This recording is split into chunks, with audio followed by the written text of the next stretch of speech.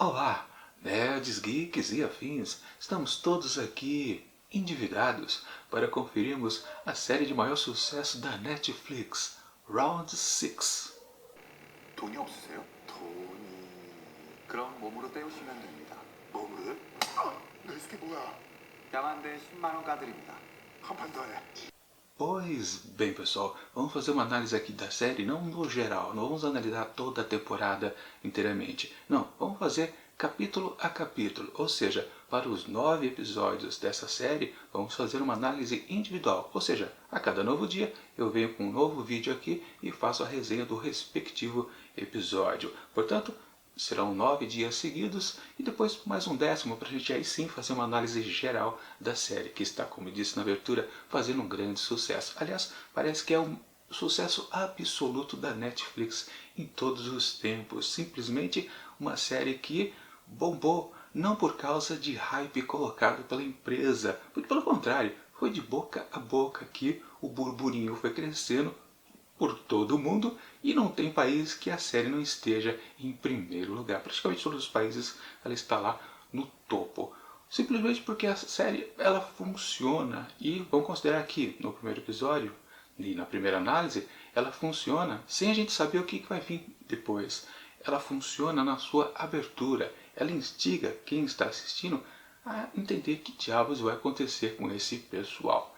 Claro que a ideia em si não é nova, nós já vimos esse tipo de jogo mortal, inclusive naquela série de filmes chamados justamente Jogos Mortais, onde em uma determinada situação, lugar fechado, você tinha que vencer um joguinho para literalmente não morrer. Também tivemos aquela coisa suave, mais para adolescentes, né, que foram Jogos Vorazes, fez bastante sucesso também nos cinemas. Na Netflix existem duas séries que também estão relacionadas a essas coisas de sobrevivência, como por exemplo, uma brasileira chamada 3%. Eu sempre fiquei de assistir, mas nunca tinha me atentado que era exatamente sobre esse tema mais ou menos. E também tem uma outra que também é de origem asiática, só que é uma série japonesa, que se chama Alice in Borderland, onde também a premissa vai meio por aí também. Já existiram, claro, esse tipo de história em livros, em quadrinhos, ou seja, essa situação inicial de o último que ficar vivo ganha o jogo não é uma coisa assim tão inovadora, sequer original. Enfim, mas por que essa série está fazendo sucesso atualmente? Vamos lembrar uma coisa, no fundo, a gente pode considerar Round 6 como uma série que é um reality show, só que claro no campo da fantasia.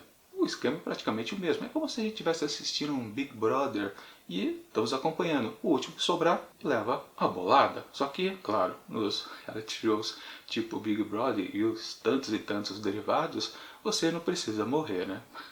Aliás, a violência é impedida nesses tipos de programas, porque justamente é uma coisa completamente impensável de acontecer. Mas o que atrai então esse tipo de produto aqui é que exatamente a cláusula da violência ela está presente, porque, claro, é uma fantasia, né, completamente irreal, e você, caramba, entende que na verdade ali é até um certo discurso do que é uma sociedade, né, uma coisa completamente onde só os fortes vão sobreviver.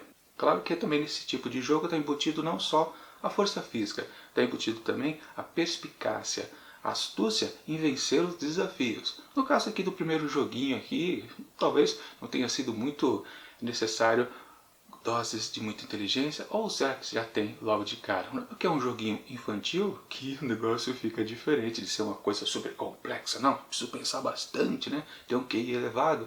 Não, se você já precisa pensar, realmente você já tem a chance de vencer ou não. Bom, claro, uma pegada forte aqui de Round 6, que aliás no original se chama Jogo da Lula, né? Aliás, por que não foi traduzido como Jogo da Lula aqui no Brasil? Será por causa de que esse jogo pode remeter a um jogo de corrupção, talvez? Quem sabe, né? Esses heróis que temos no Brasil, né? Heróis, né? Enfim, o que vale, né? Claro, uma pegada que atrai bastante é justamente esse ponto dos jogos estarem baseados especificamente em brincadeiras infantis. Claro que você vê, por exemplo, um Big Brother ou uma Fazenda, muitos dos jogos são puras gincanas de colégio, né? Mas você não fica tão envolvido, porque eles tentam dizer, ah, não, não é brincadeira de criança, é um jogo sério que está valendo 1 milhão, 1,5 milhão ao final do programa. Mas aqui não, é uma brincadeira de criança explicitamente, e aquilo já... A gente até viu no primeiro jogo, né, no primeiro round, que literalmente aquilo é tão besta que não mete medo em ninguém, que ninguém pensa que aquilo gerará um perigo de vida para eles, né? De vida não, da vida, um perigo de morte, né? Pois é, uma coisa realmente meio esquisita, que todo mundo é pego de surpresa. Bom, naquelas também, né? Sempre nesse tipo de programa, né? As pessoas envolvidas parece que nunca leram algo relacionado a isso, né? Ou seja, não viram um filme também, não viram uma série de TV, não viram nada, né? Não leram um quadrinho, né? Ou seja, você nem imagina, caramba, estamos dentro de um jogo de eliminação e pra valer. Ou seja, sempre tem esse conceito básico. Talvez já exista uma série, um filme, qualquer outra coisa, literatura, que tenha justamente os participantes já essa consciência. Estamos dentro de um jogo de eliminação, tá? Já entendemos a regra logo de cara. No primeiro segundo já estamos sabendo que o amiguinho ao lado tem que morrer para você ficar vivo. Mais ou menos assim, né? Bom, tudo bem. A gente desconta essa premissa básica desse tipo de produto. Mas não tem problema. O que vale, outra coisa que faz ganhar a gente logo de cara em Round 6 são os personagens. E muito bem fixado no protagonista, que é o Gyu-hwan. Algo meio parecido com isso, eu não consegui decorar ainda o nome deles. Aliás, vai ser difícil decorar o nome dos personagens. Mas tudo bem, vamos chamar pelos que eles fazem, são nominados. Digamos assim, o protagonista é Gyu-hwan, acho que é o nome dele.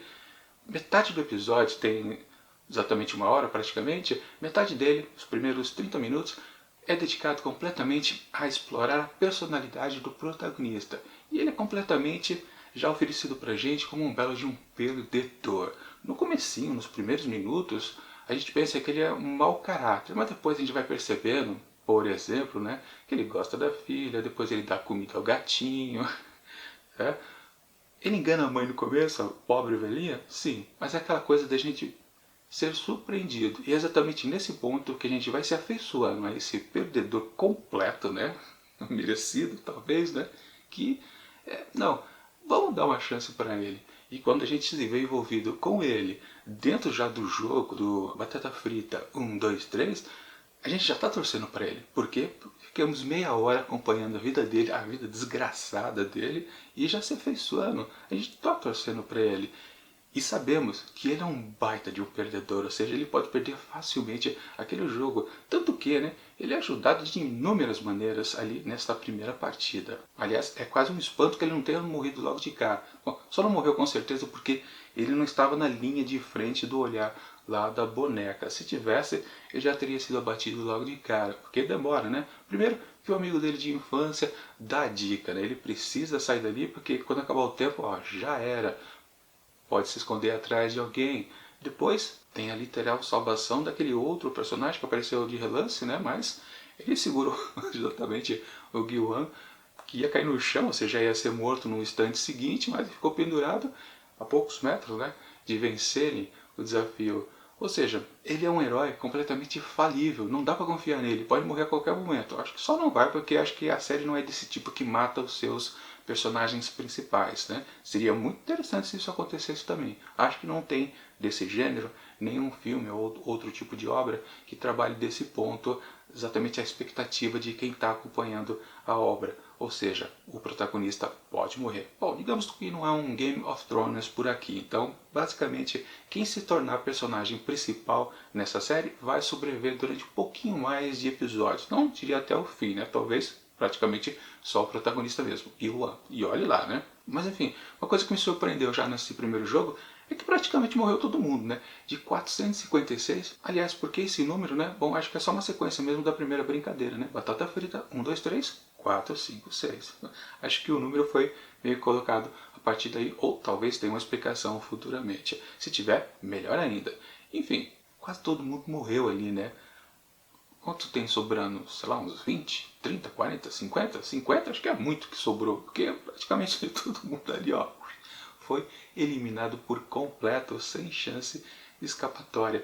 Um jogo muito mais sanguinário que muitos outros que a gente talvez tenha visto por aí, né? Literalmente, ou você aprende a regra do jogo no instante seguinte que ela dita, ou meu filho pode encomendar a alma, porque não vai sobrar pra nada pra você. Enfim, a expectativa minha é que sobrasse muita gente. Claro, a série é curta, né? Só apenas 9 episódios, então digamos que tem que eliminar bastante gente, mas vai ser uma eliminação completa, né? Ou seja, a cada novo episódio, mais eliminações cada vez até chegar, sei lá, num trio, numa dupla, no máximo 5, sei lá como é que vai ser o final aqui desta brincadeira. Enfim, mas um ritmo de saída me impressionou bastante. Na verdade, a gente pode considerar que esse número exato de 4, 5, meia pessoas são justamente para dar aquele clima de caramba, né? Muitas mortes. Se fosse, por exemplo, 100 participantes, o impacto seria menor, por exemplo. Mas você coloca para lá de 400 pessoas, quase 500 pessoas, aí já fica mais, né, mais tenso para quem está acompanhando a produção. Mas falando também uma coisa muito interessante, os outros personagens. Não é só o protagonista que já faz com que a gente se interesse por ele. Na verdade, os demais, eles também são muito interessantes, esses personagens. Como, por exemplo, até rapidamente, né, o amigo dele, a gente já percebe que ele é um sujeito bem diferente, numa situação econômica completamente diferenciada, ou seja, um sujeito que tinha mais grana, né, ele não precisaria tão ficar na lona tão rapidamente, mas é a mesmíssima coisa. Na verdade, todo mundo que está ali, nesses 456 pessoas, estão endividadas, completamente endividadas, e não tem mais chance de escapatória, né? Porque o banco já está cobrando mais do que a própria alma pode compensar, né? Enfim, então esses outros personagens são interessantes. O amigo é um personagem interessante, provavelmente eles vão desenvolver cada um deles. Aquela punguista lá também é interessante ela ter aparecido ali como um comparsa, né? Que tem uma certa traição ali no meio, que não dá para entender direito o que eles são. Ou eram, né? Será que eles, além de golpistas, também eram marido e mulher, numa certa relação? Coisa curiosa que a gente tem que notar que ele a chama de uma do sul, né? Ou, do norte, que ela é da Coreia do Norte, ou seja, ela veio fugida da Coreia do Norte para a Coreia do Sul. Sempre lembrando que a produção é coreana do sul, sul-coreana, melhor dizendo, né? Por isso esses nomes complicados dos personagens de serem ditos, né? Pronunciados.